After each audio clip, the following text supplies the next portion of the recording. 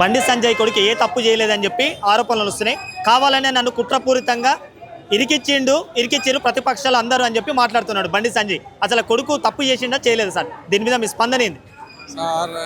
నేను communist party city executive member నేను. Sir Bandi Sanjay తప్పు చేయకపోతే ఆయన ఎందుకు తడిపారైపోయిండు? ఫస్ట్ తప్పు దీనికి నాకు సమాధానం చెప్పండి మీరు. ఆయన గారు ఏం తప్పు చేయలేకుంటే పిఎస్కి రావాలి. ఆయన క్లియర్ చెప్పించుకోవాలి సార్ నేను ఏం చేయలేదు అని. ఆయన సడన్గా ఎందుకు అండర్ గ్రౌండ్ అయిపోయిండు ఆయన. ఇంకొకటి బీజేపీ పార్టీ అంటే అంత దొంగల పార్టీ ఇది ఎట్లా సర్ఫ్ నిర్మాలాగా వాషింగ్ మిషన్లా పోయి ఇక్కడతో పోయి అక్కడతో క్లీన్ అయి మంచి బయట వెళ్ళిపోతాడు. అంతా ఇండియా అంతా చూస్తున్నాం మనం. ఎవరికైనా ప్రెషర్ చేయాలా, పార్టీలో గుంజాలా అంటే ఏం చేస్తారు వీళ్ళు? ఈడీ, సిబిఐ, పోలీస్ అట్లా ఆయనకి హరాస్మెంట్ చేసి ఆయన బుగులు పడి పార్టీలో వచ్చేస్తుండు. ఎందుకంటే ప్రతి పార్టీ మనిషి రీసెంట్గా చూస్తున్నారు మీరు. ఆమ్ ఆద్మీ పార్టీ అందరూ ఒక 5-6 మెంబర్స్ జాయిన్ అయిపోయినారు. ఎందుకంటే బీజేపీ పార్టీ అంటే అంతా ఇది క్రిమినల్స్ పార్టీ. ఇది నార్మల్ పార్టీ కాదు, ఇది క్రిమినల్స్ పార్టీ. 60-70% అందరూ ఇది జిల్లా దొంగలే వీరు. ఇప్పుడు బండి సంజయ్ ఇది ఫస్ట్ తప్పు కాదు, ఇంకా చాలా ఉన్నాయంట. ఇంకా బండి సంజయ్ తప్పులు ఆయన కొడుకు ఎంత క్లియర్గా ఉంటే వచ్చి పోలీస్కి చెప్పాలి.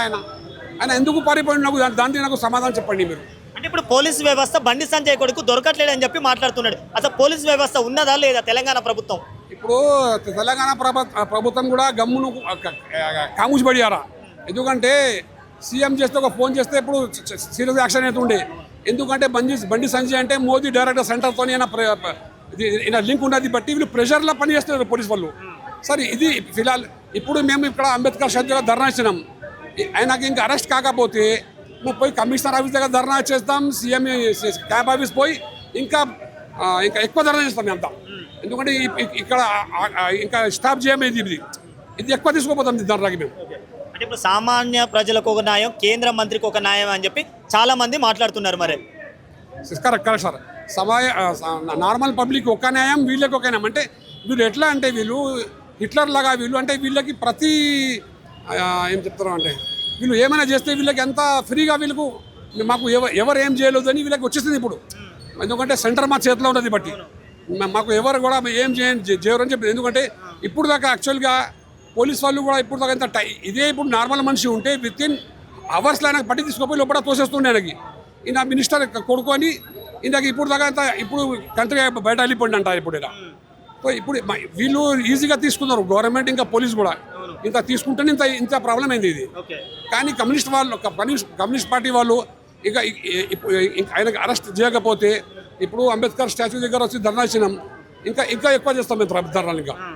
అంటే మరి సీఎం రేవంత్ రెడ్డి గత సందర్భాల్లో ప్రెస్ మీట్లో కూడా ఏ తప్పు చేస్తే ఎవరిని వదిలిపెట్టామని చెప్పి మాట్లాడాడు. ఒక రేవంత్ రెడ్డి ఇంతవరకు హోంశాఖ కూడా అతని దగ్గరనే ఉన్నది. ఇంతవరకు అసలు ఆయన స్పందిస్తలేడు. దీని మీద మీ స్పందన ఏంది సార్? రేవంత్ రెడ్డి కూడా తెలుసు. రేవంత్ రెడ్డి వీలైతే ఒక ఫోన్ అయినా చేస్తుండే, యాక్షన్ తీసుకుంటాడు. ఎందుకంటే రేవంత్ రెడ్డి కూడా ఇప్పుడు ప్రెషర్లో వచ్చి యాక్షన్ తీసుకుంటారు రేవంత్ రెడ్డి కూడా. ఇప్పుడు నిన్న నరేంద్ర మోడీ వచ్చిండు మొన్న 10వ తారీఖు నాడు తెలంగాణలో నెక్స్ట్ బీజేపీ అధికారం అని చెప్పి మాట్లాడుతున్నాడు. మరి దీని మీద మీ స్పందన ఏందో తెలుసుకోవచ్చా? అది నేను ఎట్లా చెప్పండి సార్ అట్లా. ఎందుకంటే పబ్లిక్ ఉండాలి. ఎందుకంటే బీజేపీ ఆల్ ఓవర్ ఇండియాలో వచ్చి ఏం చేస్తుంది, ఎప్పుడు దాకా ఏం చేస్తున్నారు అందరికీ తెలుసు. అంత భక్తులు ఉండాలా. డెవలప్మెంట్ మాత్రం ఏం లేదు.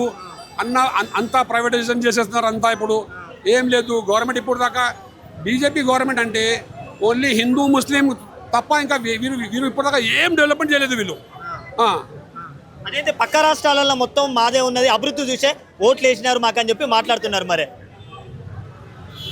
అంత డీప్ తెలుగు రాదు అట్లా కాదు. మీరు అడుగుతున్న ప్రశ్న सर ऐसा है कि अब दिल्ली में देखिए, दिल्ली में भी देखिए आप आम आदमी पार्टी का भी जो लोग पब्लिक को खरीद के ऐसा करे सो लोग देखिए साहब. बीजेपी क्या है, करप्टेड पार्टी है ये.